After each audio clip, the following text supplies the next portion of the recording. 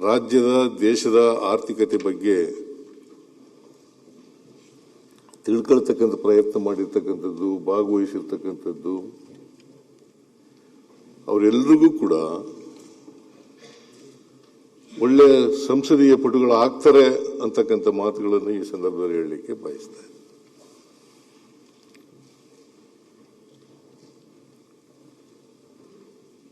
ಈಗ ಯಾರು ಎಷ್ಟೇ ಟೀಕೆ ಮಾಡಿದ್ರು ಕೂಡ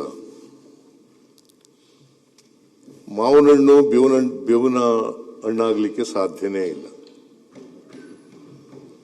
ಬೇವಿನ ಹಣ್ಣು ಮಾವಿನ ಹಣ್ಣಾಗಲಿಕ್ಕೆ ಸಾಧ್ಯನೇ ಇಲ್ಲ.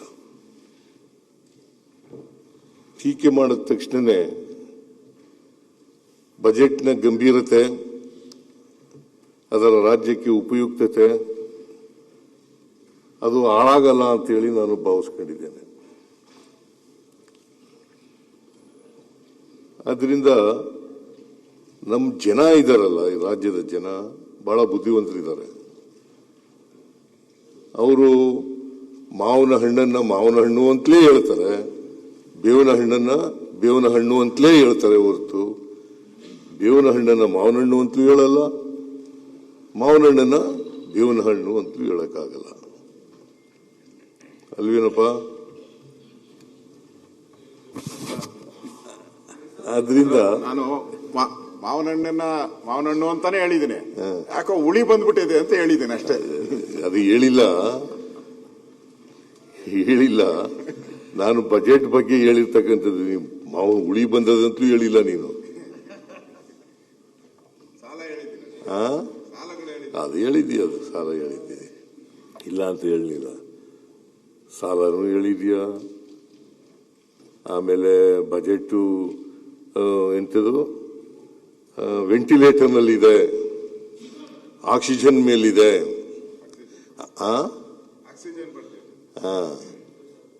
ಕ್ರೆಡಿಟ್ ಕಾರ್ಡ್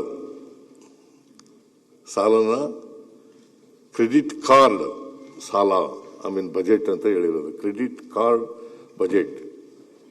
ಆಮೇಲೆ ಖಾಲಿ ಚೊಂಬು ಅಂತ ನೀವು ಬಜೆಟ್ನ ಓದುವಾಗಲೇ ಹೋಗಿ ಎಲ್ಲ ಕರ್ನಾಟಕಕ್ಕೆ ಖಾಲಿ ಚೊಂಬಿಲ್ಲ, ಇದು ಭರ್ತಿ ಚೊಂಬೆ.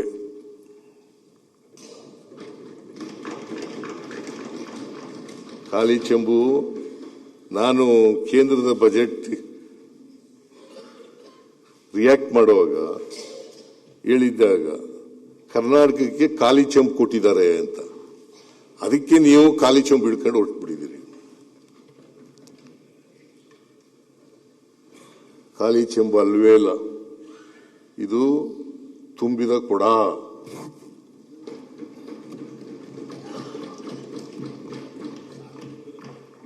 ನಮ್ಮ ಬಜೆಟ್ ಇದೆಯಲ್ಲ ತುಂಬಿದ ಕೊಡ, ಖಾಲಿ ಚೆಂಬಾಗಲಿಕ್ಕೆ ಸಾಧ್ಯನೇ ಇಲ್ಲ. ಆದರೂ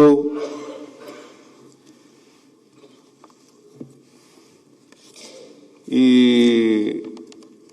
ರಾಜ್ಯದ ಜನ ಏನಂತಾರೆ, ಮಾಧ್ಯಮಗಳು ಏನಂತಾರೆ, ತಜ್ಞರು ಏನ್ ಹೇಳ್ತಾರೆ, ಬಜೆಟ್ ಬಗ್ಗೆ ಅವರ ಅಭಿಪ್ರಾಯಗಳೇನು, ಅವರ ಅನಿಸಿಕೆಗಳೇನು, ಇದನ್ನು ನೋಡಬೇಕಾಗಿರ್ತಕ್ಕಂಥದ್ದು ಅಗತ್ಯ ಅಂತೇಳಿ ಈ ಸಂದರ್ಭದಲ್ಲಿ ನಾನು ಹೇಳಲಿಕ್ಕೆ ಬಯಸ್ತಾ ಇದ್ದೇನೆ. ಈ ದಿನಪತ್ರಿಕೆಗಳಿದಾವಲ್ಲ ಮಾನ್ಯ ಅಧ್ಯಕ್ಷರೇ, ದಿನಪತ್ರಿಕೆಗಳು ತಮ್ಮ ಎಡಿಟೋರಿಯಲ್ನಲ್ಲಿ ಬರೆದಿದ್ದಾರೆ, ಸಂಪಾದಕೀಯದಲ್ಲಿ. ಈ ದಿನಪತ್ರಿಕೆಗಳ ಸಂಪಾದಕೀಯಗಳನ್ನು ಸದನದ ಗಮನಕ್ಕೆ ತರಲಿಕ್ಕೆ ಬಯಸ್ತಾ ಇದ್ದೇನೆ. ಪ್ರಜಾವಾಣಿಯವರು ಹೇಳಿರ್ತಕ್ಕಂಥದ್ದು 10 ಹಲವು ಯೋಜನೆಗಳ ಮೂಲಕ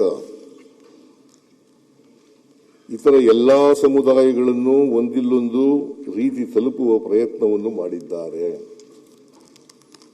ತಳ ಸಮುದಾಯಗಳನ್ನು ಕೇಂದ್ರವಾಗಿಟ್ಟುಕೊಂಡು ಒಟ್ಟು ಸಮಾಜದ ಏಳಿಗೆಗಾಗಿ ಆತುರಿಯುತ್ತಿರುವುದು ಬಜೆಟ್ನಲ್ಲಿ ಎದ್ದು ಕಾಣುತ್ತದೆ. ಇದು ನಾನು ಬರೆದಿರೋದಲ್ಲ, ಪ್ರಜಾವಾಣಿ ಎಡಿಟೋರಿಯಲ್. ಕರ್ನಾಟಕದ್ದೇ ಆದ ಸಶಕ್ತ ಹಾಗೂ ಸುಸ್ಥಿರ ಅಭಿವೃದ್ಧಿ ಮಾದರಿಗಳನ್ನು ರೂಪಿಸುವ ಅವರು ಅವುಗಳನ್ನು 11G 11G ಮಾದರಿ ಆರ್ಥಿಕತೆ ಎಂದು ವ್ಯಾಖ್ಯಾನಿಸಿದ್ದಾರೆ.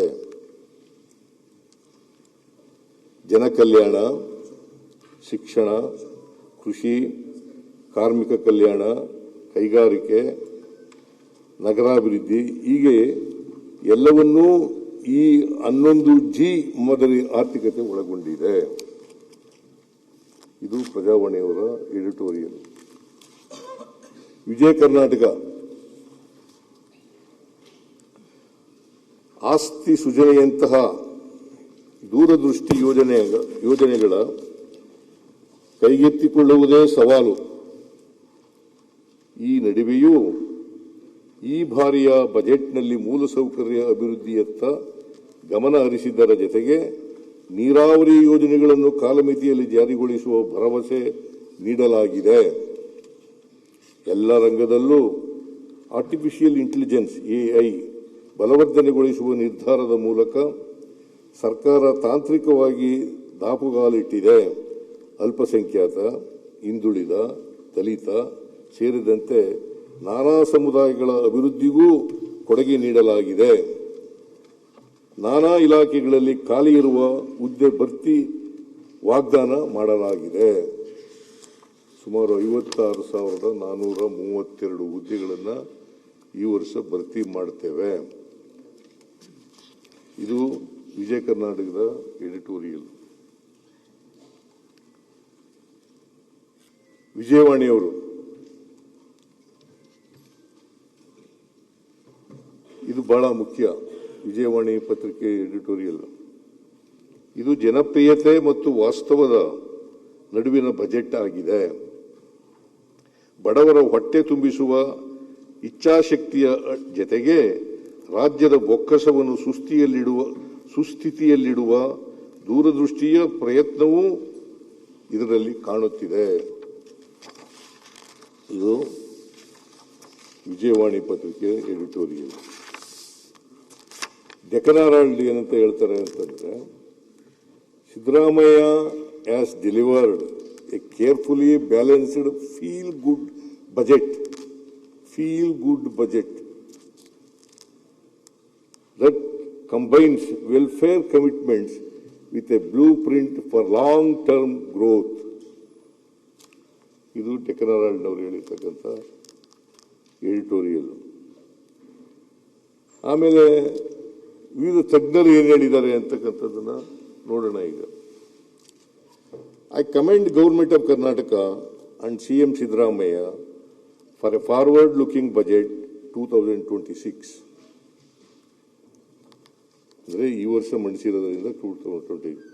I appreciate the significant budgetary allocation for Bengaluru infrastructure, the booster dose for biotech in advancing genomics and precision medicine, CHG upgrade, artificial intelligence, COE at IBAB and CCAMP, and the significant increase in investment in artificial intelligence led medtech and robotics and LEAP K Combinator Accelerator. I also welcome the focus on women-focused development, including women entrepreneurs. ಇದನ್ನು ಹೇಳಿದವರು ಯಾರಪ್ಪ ಅಂತಂದ್ರೆ Kiran Majumdar Shah, ಬಯೋಕನ್ chairman, ಇವ್ರು ಹೇಳಿರೋದು. ಆಮೇಲೆ TV Mohan Das pi ಏನು ಹೇಳಿದ್ದಾರೆ ಅಂತಂದ್ರೆ, this budget stands out for it's strong focus on social security, education and infrastructure, with one of the largest social welfare programs in the country, significant investments in schools, colleges and jobs, and major infrastructure initiatives across Bengaluru and other cities. It lays a solid foundation for inclusive development. Despite constraints imposed by Finance Commission allocations, this is well balanced and forward-looking budget.